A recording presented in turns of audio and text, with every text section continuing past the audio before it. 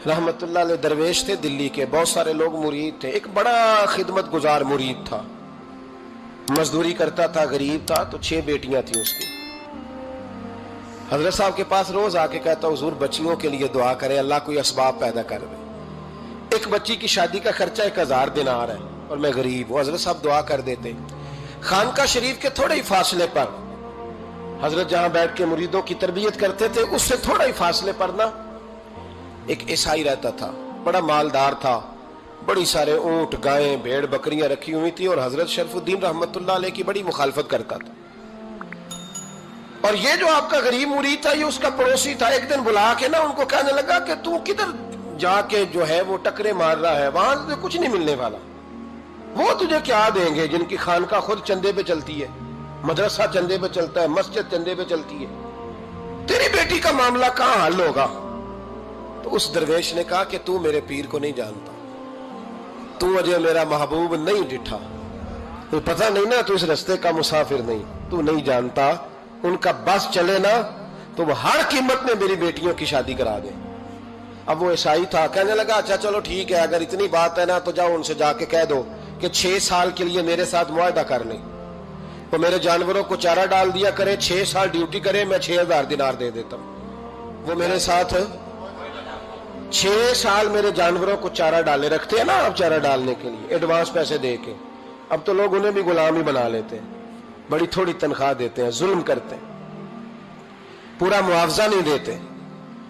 हजरत शेख शरफुद्दीन के बारे में वो कहने लगा, जब अपने पीर से जाके कह के मेरे जानवरों को 6 साल चारा डाले, मैं 6000 दे देता हूं, तू जो कहता है हर कीमत पे जाने को तैयार है। उसने जब ये बात की तो मुरीद ने नाराज हो गया, वो लड़ाई हो गई, गिरबान पकड़ लिया, झगड़ा हुआ, बात बड़ी दूर गई। इस तरह की बात करता मेरे हजरत के बारे में, तेरे जैसे कई मैं वहां काम पे रखा दूं। जब वो बड़ी बहस हुई, बात मोहल्ले में, इलाके में फैल गई, दुनिया ने सुन ली, तो शेख शरफुद्दीन तक भी पहुंच गई। इस तरह झगड़ा हुआ है। लोग सो गए इशा की नमाज के बाद। हजरत साहब ने ना सर पे कपड़ा लिया, उस ईसाई के दरवाजे पे दस्तक दी, वो बाहर आया, फरमाने लगे लोग तो सोच समझ के मुलाजम रखते हैं, तूने भी तो सोच ही लिया होगा, तभी तो मुझे ऑफर की है। तू अपनी ऑफर पे कायम है? वाकई मुझे रख लेगा और 6000 दिनार दे देगा?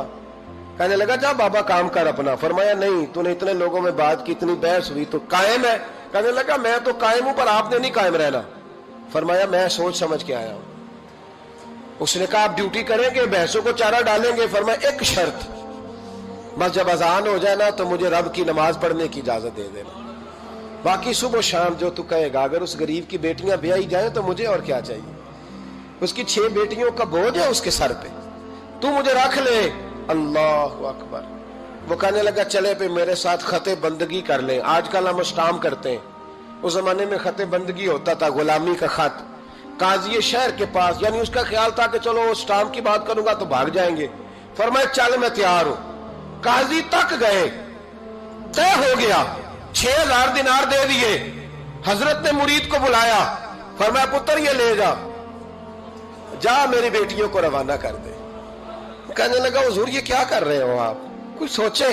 फरमाया यार जब तुझे बेटा बना लिया तो फिर मेरी पोतियां तो लगती हैं ना, मेरा हक तो बनता है ना, जाके ड्यूटी कर, उनको ब्याह दे।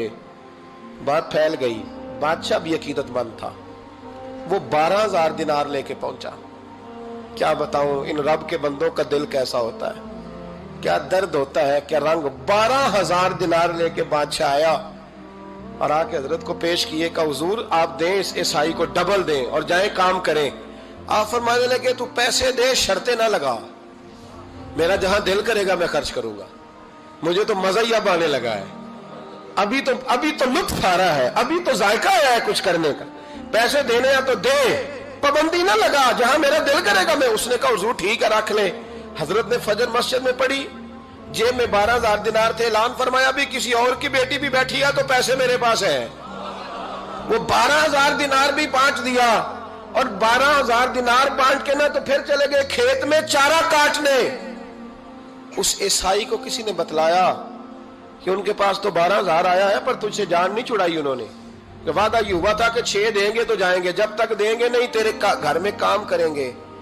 वो ना चारा काट रहे थे, हजरत साहब तो वहां पहुंच गया, दूर जाके खड़ा हो गया, कहने लगा बाबा پہلے تو میں نے مسلمانوں کے اخلاق سنے تھے، اب تو میں نے دیکھ بھی لیے، پر یہ بتا جب 12,000 آیا تھا جان کیوں نہیں چھڑائی؟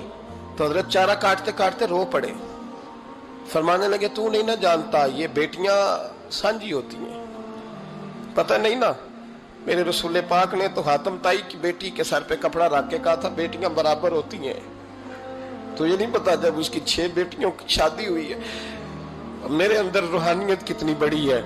فرمایا پھر 12,000 آیا ہے تو 2-4 بچیاں پھر گئی ہیں، تو یہ نہیں پتا میں اندر سے راضی کتنا ہوں، میں تیری نوکری کرتا رہوں گا، پتہ نہیں اللہ کتنی بیٹیوں کو بیاہ دے گا۔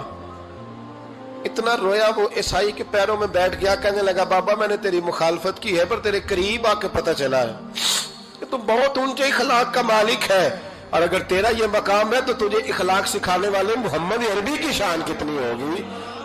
ظالم کی بولیے جاتے نہیں لوگ جھوٹے گواہ بن کے، وکیل صاحب کو نہیں پتا ہوتا کہ یہ بندہ مجرم ہے جو میرے پاس آیا، کیا مجرموں کے وکیل نہیں ہوتے؟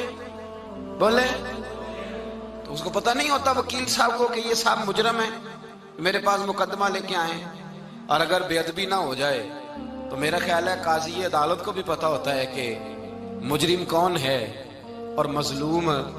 میرے نبی پاک صلی اللہ علیہ وسلم نے اس قدر زیادہ سختی فرمائی اس مسئلے میں، فرمایا جس کو پتا تھا کہ فلاں آدمی ظالم ہے، ظلم کر رہا، پھر وہ ظالم کا گواہ بنا یا اس نے ظالم کی مدد کی، کتنی کی؟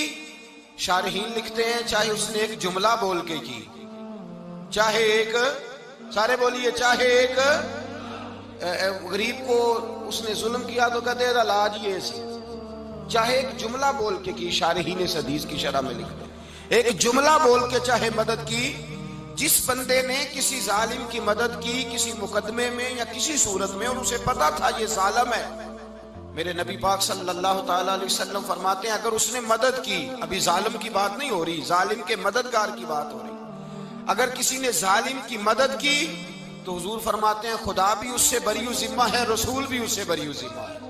سنبھال کے رکھے اپنی نمازیں، قربانیاں، حج، زکوٰۃ سنبھال کے رکھے۔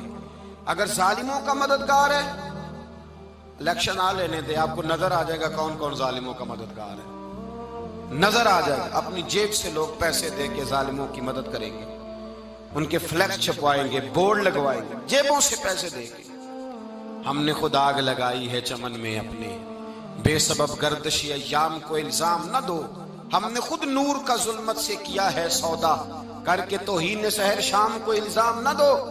ظالموں کے مددگار میدان میں آ گئے، یہ چھوٹا لفظ نہیں، میرے حبیب پاک صلی اللہ علیہ وسلم نے فرمایا جو ظالم کا مددگار ہے سن لے جو سجن کے ساتھ کچہری جاتا ہے، وہ یاد رکھے جو دوست کا گواہ بنتا ہے، وہ یاد رکھے جو کہتا ہے میں مانگی گیا تھا، مجھے بلایا گیا تھا قبضہ چھڑانے کے لیے کسی غریب بیوہ کی جائیداد پہ، کب وہ سن لے تو مدد کر کے نہیں آیا، تو خدا کے ذمے سے نکل گیا ہے۔ رسول پاک نے فرمایا تیرا میرا تعلق ختم ہو گیا، تو ظالم کا مددگار ہو گیا، پھر تو کہتا میں بے چین ہوں، میں بے قرار ہوں، میں آزمائش کا شکار ہوں، پلٹ کے دیکھ تو صحیح تیرا گناہ کتنا بڑا ہے۔ میرے نبی پاک صلی اللہ علیہ وسلم کا ایک اور فرمان سن لیں، ابن ماجہ ابو داؤد میں موجود ہے، اس حدیث کو آپ نے یاد کر لینا ہے، کر لیں گے انشاءاللہ، سارے کہیے انشاءاللہ، کر لیں گے یاد۔ حضور صلی اللہ علیہ وسلم نے فرمایا اگر تو ظالم کی مدد کرے گا نا، یہ لفظ دل کی تختی پہ لکھ لینا، یہ مکافات عمل ہے، مکافات عمل دنیا، ادھر کرو گے تو ادھر بھرو گے۔ فرمایا اگر تو کسی ظالم کی مدد کرے گا، سن لے حضور کا فرمان ہے، اگر تو ابن ماجہ ابو داؤد سیاہ میں موجود ہے، فرمایا اگر تو کسی ظالم کی مدد کرے گا تو رب تعالیٰ مرنے سے پہلے پہلے تیرے اوپر بھی ظالم کو مسلط کر دے گا، تیرے اوپر بھی ایک دفعہ ظلم ضرور ہوگا اگر تو ظالم کی، وہ کسی صورت میں بھی ہو سکتا ہے، کسی صورت میں بھی تیرا بیٹا ہی اٹھ کے ظلم کر دے گا، تو الجھ جائے گا، کسی نہ کسی جگہ تیرے لیے تباہی کا سامان ہوگا، تیرے اوپر ظلم ہوگا، اس لیے کہ تو ظالموں کا مددگار ہے۔ چاہیے یہ تھا کہ تو مظلوم کی مدد کرتا، انسانی ایمانی یقین کا فریضہ سر انجام دیتا، تو ظالموں کا مددگار ہو گیا۔ ٹٹول کے دیکھ لیں، رزلٹ نکال کے دیکھ لیں، ہمارے زمانے میں ظالموں کے مددگار زیادہ ہیں، اتنی لمبی زبانیں نکال کے ظالموں کی مدد کرتے ہیں، بڑے بڑے کالم نویس اللہ نے انہیں قدرت دی لکھنے کی، تو اپنا قلم ظالموں کی مدد میں خرچ کرتے ہیں۔ وہ لوگ جن کو اللہ تبارک و تعالیٰ نے قدرت دی، ہمت دی، طاقت دی، کچھ لوگ ان کے حلقہ احباب میں، وہ اپنے لوگوں کو استعمال کر کے ظالموں کی مدد کرتے ہیں، ظالموں کی مدد کرتے ہیں۔ میرے نبی کریم سید عالم نور مجسم صلی اللہ علیہ وسلم نے فرمایا، اگر تو نے ظالم کی مدد کی تو جب تک تو توبہ نہیں کرے گا رب تجھ سے ناراض ہی رہے گا۔ اللہ تجھ سے، او بھائی جس سے رب بھی ناراض ہو گیا، نہ کھانا نہ پینا نہ سونا نہ جاگنا نہ نیند، پھر تیری ہر چیز تیرے لیے آزمائش ہو جائے گی، پھر تیرا سایہ بھی تیرے لیے خوف کا سامان بنے گا، پھر زندگی جیتی جاگتی لاش بن جائے گی، تو اپنے کندھوں پر اپنی میت اٹھائے پھرے گا جب تو ظالم کا مددگار ہوگا۔ اور نبی پاک صلی اللہ علیہ وسلم نے فرمایا ظالموں کا مددگار بھی ظالم ہوتا ہے، ظالموں کا مددگار بھی، سارے بولے ظالموں کا مددگار بھی، نہیں کو نہیں، آپ سارے نہیں بولے، ایک دفعہ بولے ظالموں کا مددگار بھی، پکی بات ہے، ظالموں کا مددگار بھی۔ اللہ اکبر، جس کا یارانہ ہو، جس کا دوستانہ ہو، جو کہے میں نے نا اس کو اوکھے ویلے کے لیے ظالم کو یاد رکھا ہوا ہے۔ کبھی مشکل پر رکھے نہیں ہوئے لوگوں نے ظالم دوست، کہتے میں نے رکھے ہوئے ہیں، بلکہ ہمارے دیہات میں تو کہتے ہیں میں نے بازو بنائے ہوئے ہیں۔ کس کو بازو بنا لیا؟ ظالم بھی کبھی بازو ہوتا ہے، جو ظلم کی تلوار لیے میدان میں کھڑا ہے۔ قارون، حامان، فرعون، نمرود کا حال نہیں لوگوں نے دیکھا؟ اپنے زمانے میں آپ نے کتنے لوگ نہیں دیکھے جن کے سائے سے، آواز سے لوگ کانپتے تھے؟ پھر پولیس کی گاڑیوں میں وہ اس طرح مردہ پڑے کہ دنیا نے تماشا دیکھا ان کا۔ یہ رنگ ہم نے دیکھے نہیں اپنے آنکھوں سے۔ فرمایا ظالم کا مددگار بھی، جو کار میں بٹھا کے لے کے گیا وہ بھی ظالم، جس نے چائے پلائی وہ بھی، جس شخص نے کھانا کھلایا وہ بھی، جو کچہری تک ساتھ گیا وہ بھی، جس نے فلیکس کے نیچے، بڑے شرابی کے نیچے چھوٹی اپنی فوٹو لگائی وہ بھی، جو ووٹ کی پرچی ڈالنے گیا وہ بھی۔ کہہ دینا باہر نکل کے کہ حضرت صاحب نے سیاسی تقریر کی ہے، کہہ دینا، پر بات تو سچی ہے نا۔ خو کرے ہم تو سے تھوڑا سا گلا بھی سن لے، خو کرے ہم تو سے تھوڑا سا بھی گلا۔ امام مالک کے پاس ایک بندہ آیا، اس نے کہا حضور میں درزی ہوں، ایک ظالم بادشاہ مجھ سے کپڑے سلواتا ہے، میں تو ظالموں کا مددگار نہیں نا۔ ایک ظالم بادشاہ مجھ سے، حضور میں تو مددگار نہیں نا ظالموں کا، جو فرمایا ظالموں کا مددگار بھی ظالم ہوتا ہے، تو کپڑے لے کے آتا ہے میں سی کے دے دیتا ہوں، ذمہ داری نہیں۔ یہ ایک آدمی دکاندار ہے، اس سے کوئی بندہ چیز خریدنے آئے گا تو تھوڑی کہے گا میں نے نہیں دینی، تو دے گا۔ کوئی بندہ اگر کسی شخص سے کوئی کام کہتا ہے جو اس کی فیلڈ ہے، اس کا شعبہ ہے، اس کا معاش کا وہ سلسلہ ہے، کہتے ہیں یا رسول اللہ صلی اللہ علیہ وسلم ظالموں کا مددگار بھی ظالم، حضور نے فرما دیا۔ تو امام مالک سے بندے نے مسئلہ پوچھا، دل کی تختی پہ لکھنے والی باتیں ہیں، کہا حضور میں درزی ہوں، ظالم کپڑے سلواتے ہیں، میں تو مددگار نہیں نا۔ امام صاحب کہنے لگے نہیں، مددگار تو وہ ہوگا جو تجھے سوئی دھاگا فراہم کرے گا، تو پورے کپڑے سی کے دیتا ہے، تو خود بہت بڑا ظالم ہے، تو پورے سوٹ سی کے دیتا ہے، تو بہت بڑا ظالم خود ہے۔ مددگار تو وہ ہوگا جو تجھے دھاگا دے گا، جو تجھے بٹن دے گا، جو تجھے نلکی دے گا۔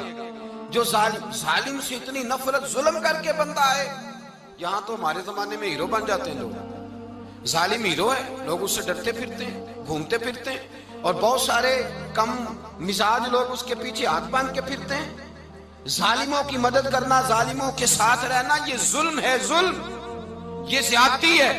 میرے نبی پاک صلی اللہ تعالی علیہ وآلہ وسلم نے ارشاد فرمایا، یاد رکھو رب فرماتا ہے میں مظلوم کی مدد ضرور کروں گا، چاہے جلدی کروں چاہے دیر سے کروں، میں مظلوم کی مدد۔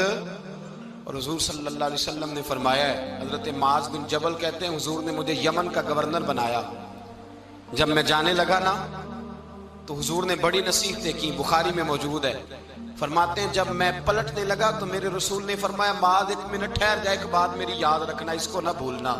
کہا حضور کیا؟ فرمایا دیکھنا کسی پہ ظلم نہ کر بیٹھنا، کہیں تجھ سے زیادتی نہ ہو جائے۔ محبوبہ پھر حضور نے فرمایا سن میرے معاذ، میں تجھے گورنر بنا رہا ہوں، زیادتی نہ کر بیٹھنا۔ یا رسول اللہ صلی اللہ علیہ وسلم کیا ہوتا ہے؟ تو میرے کریم نے فرمایا جب مظلوم دعا کے لیے ہاتھ اٹھاتا ہے تو عرش کا مالک کہتا ہے فرشتوں پیچھے ہٹ جاؤ، عرش کا مالک کہتا ہے فرشتوں پیچھے ہٹ جاؤ۔